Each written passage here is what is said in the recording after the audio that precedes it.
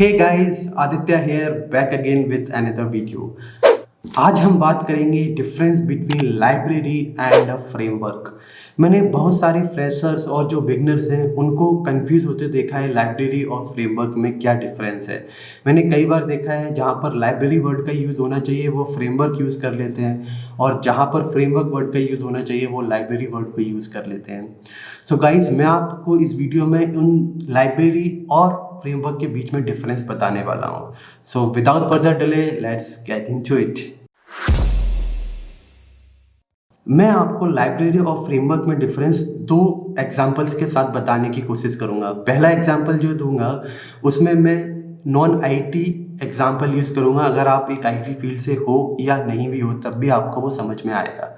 और जो second example है वो आपको और ज़्यादा सेंस बनाएगा, क्योंकि अगर आप एक आईटी फील्ड से हो तो बेसिकली लाइब्रेरी और फ्रेमवर्क में डिफरेंस क्या है वो आपको आई थिंक बहुत आसानी से क्लियर हो जाएगा। तो पहले एग्जाम्पल पर मूव होते हैं। अगर हम कभी गूगल पे सर्च करते हैं what is difference between library and framework, तो हमें यूजली डेफिनेशन मिलती है जो फ्रेमवर्क की, collection of library is called a framework. But it's actually true, but some way यहाँ पर कुछ और चीज़ें भी हैं जो कंसीडर करने की ज़रूरत है। लेट्स से आप अपने घर पे रहते हैं और आपको अपने घर के लिए एक डाइनिंग टेबल की ज़रूरत है।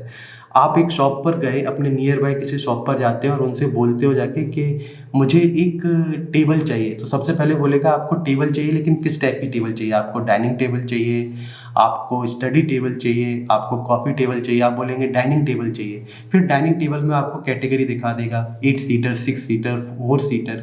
इस तरीके से डाइनिंग टेबल की भी कैटेगरीज होंगी। कौन सा मटेरियल यूज़ हुआ है, क्या हुआ, आपको अपनी रिक्वायरमेंट के अकॉर्डिंग आप उसमें से चूज़ कर लेंगे और उस डाइनिंग टेबल को अपने घर पर लाएंगे। तो यहाँ पर ये जो शॉप है ना, इसको आप एक लाइब्रेरी की तरह समझिए। इस दुकान पर आप गए और आपको बहुत सारी चीज़ें अवेलेबल थी जो ऑलरेडी प्री बिल्ड थी, बनी हुई थी। आप गए और आपने जाके उनको यूज़ कर लिया और आके घर पे रख लिया। आपको ज़्यादा कोई फ़र्क नहीं पड़ता इसको किसने बनाया है, क्या किया है। आपको सिर्फ ये है कि आपको मिला और आपने उसको यूज़ कर लिया। तो आप इसको ट्रीट कर सकते हैं, जो आपकी दुकान है वो एक लाइब्रेरी है और आप वहाँ गए, आपने उसको यूज़ कर लिया। अब फ्रेमवर्क को समझते हैं। देखिए, सपोज़ कीजिए आप आपने कोई नया फ्लैट खरीदा है ना? और आपको अपने फ्लैट में इंटीरियर कराना है। अब जब आपको इंटीरियर कराना है तो आपके पास एक चॉइस है।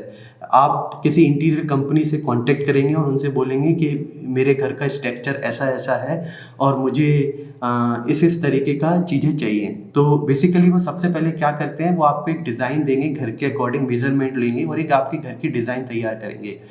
और आपसे बोलेंगे कि आपका किचन इस जगह पे ही हो सकता है, ये यहाँ पे हो सकता है, बेडरूम ये रहेंगे, यहाँ पे वार्डरोब बनेगी, यहाँ पे टीवी यूनिट बनेगी, है ना?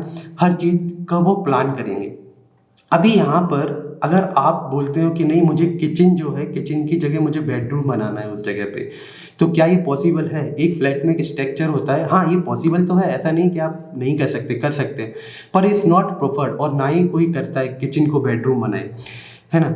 तो मेरा कहने का पर्पज़ यहाँ पर ये है कि ऑलरेडी जो स्ट्रक्चर्ड बना हुआ है ना, वो स्ट्रक्चर्ड फिक्स है। आपको सिर्फ जो फिल इन द ब्लैंक्स है उसको भरना है। किचन में फर्नीचर लगेगा, वहाँ पे आपको सिर्फ फर्नीचर लगाना है। आप किचन को इधर उधर मूव नहीं कर सकते, करेक्ट? तो ये चीज़ है। और आपको कितनी मेजरमेंट की ज़रूरत है वो सब चीज़ें फिक्स हैं। और इसके लिए जो इंटीरियर कंपनी है उनके पास ऑलरेडी सारी लाइब्रेरीज से आपकी dining table, study table, bed, सब कुछ उनके पास ऑलरेडी अवेलेबल होता है। और अगर आपको और चाहिए, बाहर से कुछ चीज़ें चाहिए, तो आप बाहर से भी उसको खरीद सकते हो जो इंटीरियर कंपनी से आपको नहीं चाहिए। तो यहाँ पे जब फ्रेमवर्क की बात करते हैं, it's all about more restriction. यहाँ पे रिस्ट्रिक्शंस होते हैं कि आप सिर्फ किचन में किचन ही रख सकते हो, वहाँ पे बेडरूम नहीं बना सकते। बाथरूम के लिए यूज़ हो सकता है ना? बेडरूम है, बेडरूम को आप लिविंग एरिया में नहीं ला सकते। तो ये जो स्ट्रक्चर जो फ्लैट का बना हुआ है उसके अकॉर्डिंग ही आपको बनाना होता है अपना इंटीरियर। ठीक है, तो यहाँ पर बस समझने वाली बात इतनी है, यहाँ पे फ्रेमवर्क में रिस्ट्रिक्शंस बहुत ज़्यादा हैं और लाइब्रेरी में कलेक्शन है, आप जाके उनको यूज़ कर लीजिए जो आपको चाहिए। अब सेकंड एग्जांपल पर मूव होते हैं। देखिए, इस एग्जांपल में मैं आईटी रिलेटेड ही एग्जांपल आपको देने वाला हूँ और आपको समझाने वाला हूँ बेसिकली ये है क्या। लाइब्रेरी को आप इस तरीके से समझ सकते हो कि बहुत सारी क्लासेस होती हैं, ठीक है, जिसके अंदर कई फंक्शंस होते हैं जो किसी स्पेसिफिक डोमेन को टारगेट करके लिखे गए होते हैं, है ना। जैसे मुझे अगर कोई फाइनेंस रिलेटेड कोई मैं सॉफ्टवेयर बना रहा हूँ तो उसको फाइनेंस रिलेटेड कैलकुलेशन जो भी होती है उससे रिलेटेड सारी चीज़ें इस लाइब्रेरीज़ के अंदर होती हैं, और ये ऑलरेडी किसी और डेवलपर ने लिखी होती है जिसको आप यूज़ कर लेते हैं, उन मेथड्स को, उन क्लासेस को यूज़ कर लेते हैं, है ना। इनको बोलते हैं हम लाइब्रेरी। अब यहाँ पर एक कॉन्सेप्ट होता है जिसको बोलते हैं इन्वर्जन ऑफ कंट्रोल।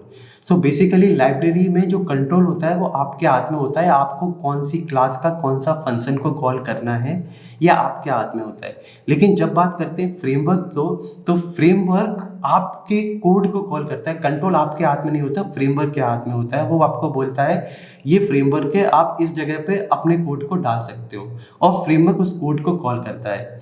इससे हमें एडवांटेज ये होता है कि हमें हमारा जो कोड का स्ट्रक्चर है और जो सिक्योरिटी रिलेटेड चीज़ें होती हैं वो सारी चीज़ें फ्रेमवर्क ऑलरेडी उसको मैनेज कर लेता है। तो हमें अपने से सोचने की ज़रूरत नहीं होती कि हमारा जो सॉफ्टवेयर बनना है उसकी डिज़ाइन सही है या नहीं। अगर हमने एक फ्रेमवर्क को प्रॉपरली यूज़ किया है तो हम उसको आसानी से उसके अकॉर्डिंग अपनी कोड को, जहाँ पे फिल इन द ब्लैंक्स की तरह होता है, framework is kind of a fill in the blanks, वहाँ पे छोटे छोटे ब्लैंक्स हैं, वहाँ पे आपको अपना कोड डालते रहना है। So framework is kind of same. तो इस डायग्राम से आप बहुत अच्छे से समझ सकते हो, फ्रेमवर्क हमारे कोड को कॉल करता है और हमारा कोड लाइब्रेरीज को कॉल करता है, और ये लाइब्रेरीज कौन कंटेन करता है, हमारा framework. So guys I hope कि मेरा जो एक्सप्लेनेशन है उससे आपको लाइब्रेरी और फ्रेमवर्क में डिफरेंस समझ में आ गया होगा। अगर आपके पास कोई और भी अच्छा एग्जाम्पल है तो प्लीज़ मुझे कमेंट्स में बताइए, मैं उसको पढ़ना चाहूँगा। Guys that's all I had for this video, thank you for watching, I will catch you in the next one, bye.